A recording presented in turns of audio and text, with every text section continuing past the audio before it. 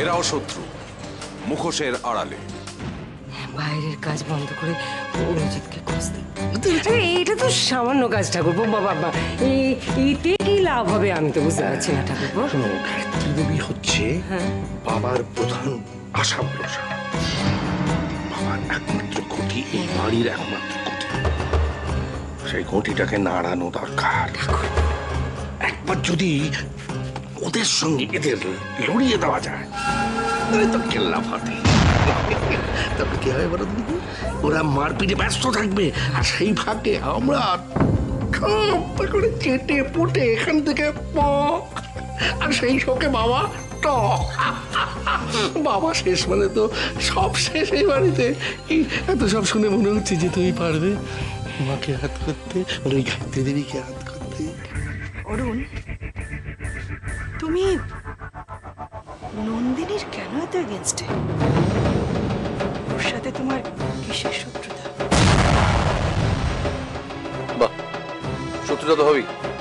ও আমাদের, সরি, তোমাদের জমিতে যারা দখল করে বসে আছে তাদেরকে সাপোর্ট করছে, শত্রুতা তো হবেই। এ তো দেখছি মায়ের থেকে মাসির দরদ বেশি। ল্যান্ড আমাদের, বিজনেস আমাদের, প্রপার্টি আমাদের। ঝগড়া করতে হয় ড্যাডি করবে, তুমি কেন এর মধ্যে মাথা গলাচ্ছ? কি আবল তাবল কথা বলছো? এই অপারেশনের দায়িত্বে আমি আছি, তো আমি মাথা ঘামানো তো কে ঘামাবে? চলি। খোকার কেসটায় ফেঁসে যাবো না তো?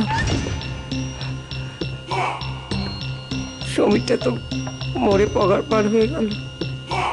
ওই অমিত আর নন্দিনী খুব চেষ্টা করবে মাকে জেল থেকে বের করে সেই জায়গায় আমাকে জেলে ঢুকিয়ে দেওয়া। 3-5 3-5 শেষ দুটো নম্বর মিলিয়ে দে মা। 1-6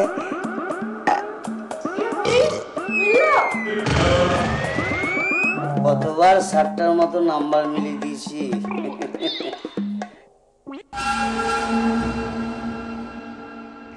এসো এসো বুঝে এসো।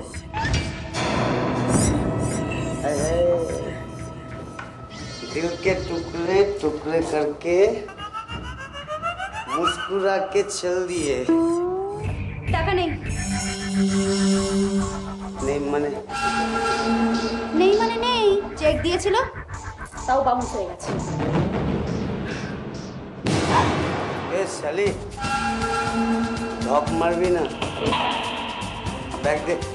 মানে चल बैग এই, दे। ছাড়ো, ব্যাগ ছাড়ো বলছি। बैग दे ना। 90 বললাম কিচ্ছু দেয়নি। শালা নিজের বউকে অন্যকে ভাড়া দেবো ভালো, দিন রাত অন্য বেটা ছেলের সঙ্গে থাকতে দেবো ভালো, মাগনা। এ টাকা যখন দিল না তখন চলে এলি না কেন? বলেছিলাম, উল্টে বললো কেসে ফাঁসিয়ে দেবে। তখনই বলেছিলাম করি ওই মালটা বহুত হারামি। ইচ্ছা করে বলেছিলাম বেশি টাকা, তাতেও যখন রাজি হয়ে গেল তখনই বুঝেছিলাম মালটা বহুত হারামি। এই তোর বউকে বল ওর মুখে নুরো ঝেঁটা জেলে চলে আসতে। মা তুমি সব বিষয়ের মধ্যে ঢোকো কেন বলো তো?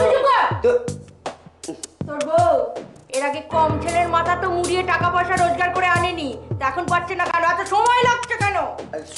সময় লাগবে। ওই দুই ভাই সুমিত আর অমিত, ওদের দুজনকে যদি না নাকে দড়ি দিয়ে ঘোরাতে পেরেছি তবে আমার নাম সিমরান। আসতে পারি? ইয়েস।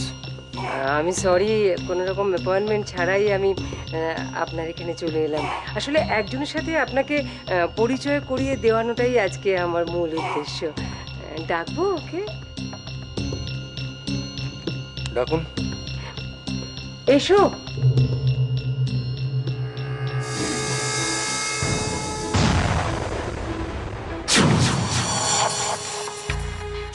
সবই তো ঠিক কথাই বল, এটা একদম অরিজিৎ। এরাও শত্রু, মুখোশের আড়ালে।